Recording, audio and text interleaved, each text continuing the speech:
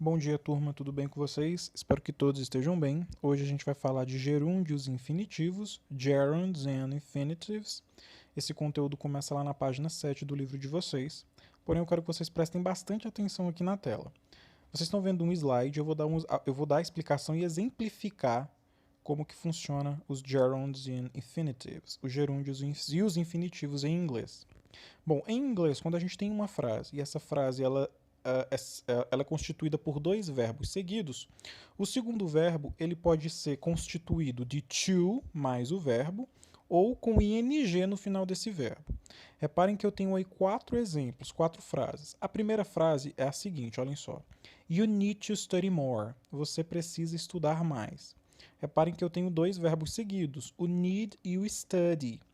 No caso do study, que é o segundo verbo, eu tenho to, que está auxiliando ele aí, dando essa noção de infinitivo ao verbo, tá? Olha, you need to study, você precisa estudar. Porém, é possível que, no segundo verbo, esse verbo receba ing ao final. Por exemplo, na segunda frase, I suggest turning on the light. Eu sugiro ligar a luz.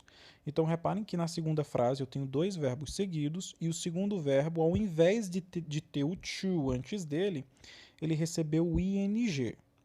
Na terceira frase, olhem só. I would like to be more assertive. Eu gostaria de ser mais assertivo. Reparem que eu tenho o like e o be. São dois verbos. Um está vindo depois do outro. Quer dizer, um depois do outro não, né? O be está vindo depois do like. Porém, o be está recebendo o to ao invés do ing. Já na quarta frase, olhem só. She avoids arguing with her colleagues. Ela evita debater com seus colegas. Reparem que eu tenho o verbo avoid, que é evitar, e o arguing, que é o verbo discutir, debater. Só que no caso do arguing, ele está recebendo o ing ao invés do to. Então eu quero que vocês entendam que existem essas duas formas de se fazer a configuração do verbo em uma sentença. Porém, como que a gente vai saber quando usar o to e o ing em uma sentença? Nesse caso, a gente tem que aprender verbo por verbo, porque não existe uma regra que dite quando usar. Tá? Ou seja, vai depender de verbo para verbo. No primeiro verbo, a gente tem o need, que é o verbo precisar. Todo verbo que vier depois do need, não é necessário colocar o ing no final do segundo verbo. Simplesmente a gente coloca o to. No caso do suggest, é o contrário. Todo verbo que vir depois do suggest, né, que vier depois do suggest, a gente tem que colocar ing no final, que é o caso do turning. Olha só, o turning termina com ing. Já no caso do like, olhem só, o like eu não preciso colocar ing no final do verbo que vem depois dele. E a mesma, já não a mesma coisa, mas acontece com avoid, que é o verbo evitar. Todo verbo que vier depois do avoid, eu tenho que acrescentar ing no final dele, beleza? Bom, porém, existem as exceções. Como assim as exceções? Existem alguns verbos que aceitam as duas formas, tanto com ing ou to, né, no próximo verbo que o sucede. Porém, dependendo do uso, sendo to ou ing, o sentido da frase vai mudar um pouco. A gente tem aí três verbos, tá? Eu tenho o verbo remember, que é lembrar-se, eu tenho o stop, que é parar, e eu tenho o forget, que é o esquecer. Esses três verbos aceitam as duas formas. Reparem que as duas primeiras frases exemplificam aí o uso do remember. A primeira frase do remember diz assim, olhem só. I always remember to do my homework. Eu sempre me lembro de fazer o meu exercício de casa. Reparem que o segundo verbo, que está vindo aí depois do remember, né, o do, ele está sendo precedido pelo to. Então, todas as vezes que eu tiver remember, to mais verbo, a gente vai traduzir a frase no sentido de lembrar de fazer alguma coisa. Nesse caso, eu sempre me lembro de fazer o dever de casa. Beleza? Olha só um outro exemplo com remember mais um outro verbo. Olha, eu me lembro de limpar a casa. I remember to clean the house. Eu me lembro de limpar a casa. Então, esse to a gente vai traduzir sempre como lembrar de alguma coisa. Já na segunda frase com remember, a gente tem o seguinte, olha só, o verbo que está sucedendo remember está terminando em ing. I remember doing my homework this morning. Então, todas as vezes que eu tiver um verbo depois do remember e ele tiver com ing, a gente vai traduzir essa frase numa espécie de ter lembrado de ter feito alguma coisa. Por exemplo, na número 2, a gente vai traduzir assim, olha, eu me lembro de ter feito o exercício de casa essa manhã. Então, quando o verbo tiver com ing depois do remember, a gente vai traduzir nesse sentido, como se fosse lembrar de ter feito alguma coisa. Um outro verbo, um outro exemplo com remember, mas com outro verbo, olhem só. I remember playing video games yesterday. Eu me lembro de ter jogado videogame ontem, tá? Então, quando o verbo que vier depois do remember tiver com ing, a gente vai traduzir nesse sentido, de ter lembrado de ter feito alguma coisa. O segundo verbo que nós temos aí é o stop. O stop tem dois exemplos, reparem aí, são essas, é a terceira e a quarta frase. A primeira frase do stop diz assim, olha, I always stop to buy water on the way to school. Eu sempre paro para comprar água no caminho da escola. Quando eu tiver o verbo stop, que é parar, e o próximo verbo que vem depois do stop tiver com o to, a gente vai traduzir essa frase no sentido de parar para alguma coisa, tá? Para fazer alguma coisa. Nesse caso, eu sempre paro para comprar água, tá? Então, quando eu tiver o to depois do stop, a gente vai traduzir nesse sentido de parar para fazer alguma coisa.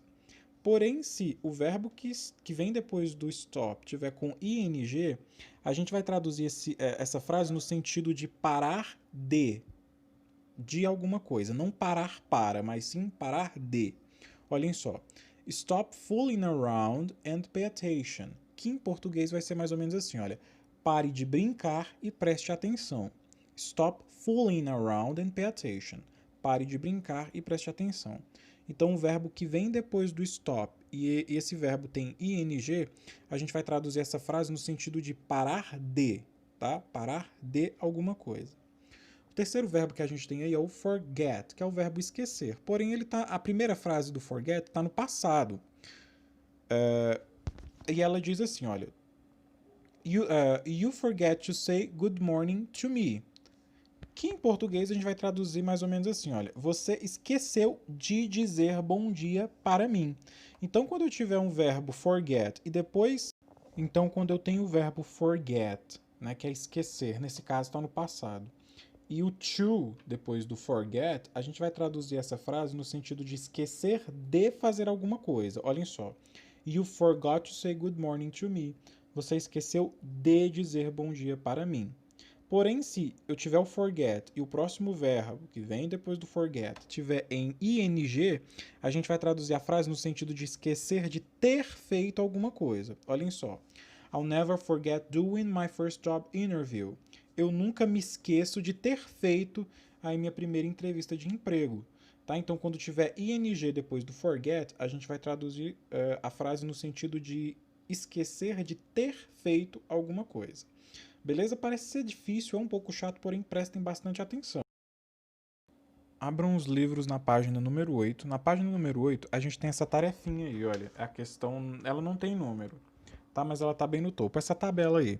Reparem que a gente tem uma coluna, a gente tem uma tabela dividida em duas colunas. A gente tem a coluna dos verbos que a gente vai usar com gerúndio, ou seja, com o to, depois desse verbo. E a gente tem a coluna para colocar os verbos que a gente vai utilizar com ing. Reparem que eu já tenho dois exemplos aí de cada. Na primeira coluna, a gente tem os seguintes verbos. Admit, que é o verbo admitir, e o avoid, que é o verbo evitar. Esses dois verbos, o que acontece com eles? Os verbos que vêm depois desses verbos, a gente utiliza com o to. Por exemplo, olha, evitar sair à noite. Avoid to leave tonight.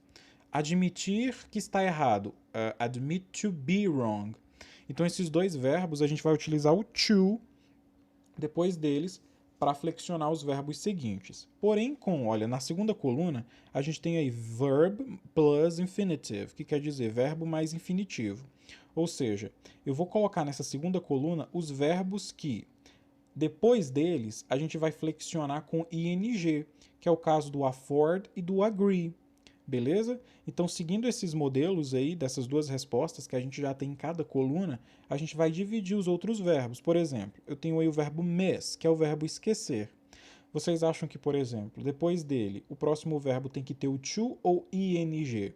Aí vocês irão pesquisar no dicionário e irão classificá-lo aí na sua respectiva coluna, tá? O enunciado pede o seguinte, olha, pede e avisa o seguinte: não há nada no verbo que indique se ele é seguido de gerúndio ou infinitivo. É preciso aprender verbo por verbo. Observe os verbos a seguir e, com a ajuda de um dicionário, classifique-os em verb plus gerund ou verb plus infinitive. Tá? Então, nesse caso, vocês terão que pesquisar ou no Google Tradutor ou no dicionário. Eu recomendo o dicionário, porque o Google Tradutor ele só traduz as palavras. Beleza? Então, vocês só vão dividir esses verbos de acordo com a estrutura que ele tem numa frase. Por exemplo, novamente, o plan, que é o verbo planejar, esse plan. Se o próximo verbo que vier depois do plan tiver o to, que é o infinitivo, a gente vai colocar na primeira coluna. Porém, se o verbo for utilizado com ing, a gente vai colocar na segunda coluna. E assim vocês farão com todos esses verbos que estão aí. Tá? Eu não vou fazer aqui com vocês, porque senão vocês não irão pesquisar, e a pesquisa faz parte do aprendizado, tá? Então utilizem um dicionário, eu recomendo o dicionário. Terminando a tabela, vocês farão a número 2 da página 8. A número 2 da página 8, ela vai até a página 9. O que é que vocês farão? Reparem que eu tenho frases, e para cada frase eu tenho um verbo entre parênteses. Vocês irão prestar atenção no verbo que está entre parênteses e no verbo que está terminando aí antes da lacuna. Olhem só. Na letra A, a gente tem o stand antes da lacuna, ou seja, é o verbo suportar. Nesse caso, é no sentido de esperar. Stand. A gente vai traduzir no sentido de esperar, tá? Eu tenho o stand.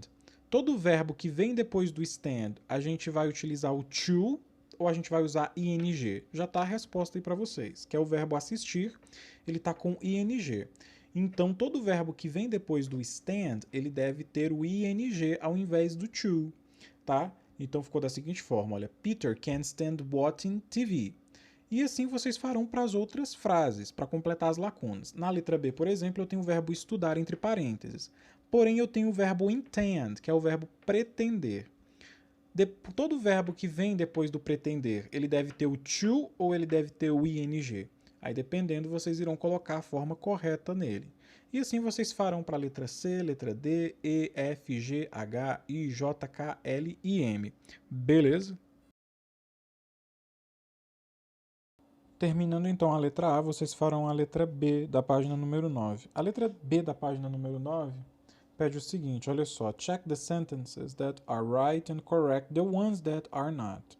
Verifica as sentenças que estão corretas e corrija aquelas que estão erradas. Por exemplo, na letra A, eu tenho a seguinte frase. He promised being here on time. Ele prometeu vir aqui, né, na hora. Porém, reparem que, já está respondido aí, ela está errada. Por que ela está errada? Porque eu tenho o verbo promise, que é o verbo prometer, promised, e na letra A está utilizando being com ing. Porém, essa frase está errada. Se ela está errada, vocês terão que reescrevê-la utilizando a forma correta. Qual seria a forma correta da letra A? A forma correta é a seguinte, olha. He promised to be here on time. Ele prometeu estar aqui na hora. Então, reparem que o verbo que vem depois do promised, ele não deve estar com o ing, mas sim com o to. Tá? Eu não falo promised being, eu falo promised to be. E assim vocês prestarão atenção e farão até a letra E. Reparem que as frases que estiverem corretas, vocês não precisarão corrigir. Simplesmente escreverão correct, quer dizer correto, beleza? Vocês só irão reescrever aquelas que estão erradas. A letra A já está feita, então vocês irão fazer a letra B, letra C, D e E. Tá? Existem aí, entre a letra B, C, D e E, duas corretas e duas erradas. As erradas vocês terão que reescrever na forma correta. Aí, terminando a letra B, vocês farão a letra C. A letra C ela é de cunho pessoal. Ela pede o seguinte. Write complete answers to the questions below. Escreva respostas completas para as perguntas abaixo. A letra A pergunta o seguinte, olhem só. What do you plan to do this weekend? O que você planeja para esse final de semana? Aí você vai colocar a sua resposta. A letra B pergunta o seguinte: What can you stand doing? A letra C: What can you afford to have? E assim por diante. Vocês responderão de acordo com as suas respostas, tá? Ela é pessoal. Aqui vocês também podem utilizar um dicionário para poder traduzir, beleza? Utilizem um dicionário. Eu até recomendo que vocês tenham um dicionário para auxiliá-los aí durante as tarefas de casa, tá? Por exemplo, nesse caso, como não tem regra, a gente não tem uma regra específica para saber quando vai utilizar o ing ou to, ou seja, a gente estuda verbo por verbo, é bom vocês terem um dicionário ao invés de pesquisarem no Google Tradutor. E por último, vocês farão a letra D da página 10, que pede o seguinte: Complete the sentences in a way that they are true for you. Complete as sentenças aí de uma maneira que elas sejam verdadeiras para vocês. Vocês irão completar essas frases. Por exemplo, a letra A diz assim: I've never regretted, que quer dizer, eu nunca me arrependi. Aí vocês vão completar. Vocês nunca se arrependeram de quê? Aí vocês irão completar. A letra B diz assim: I'll never forget, eu nunca esquecerei. Aí vocês irão completar essas frases, beleza? Simples assim.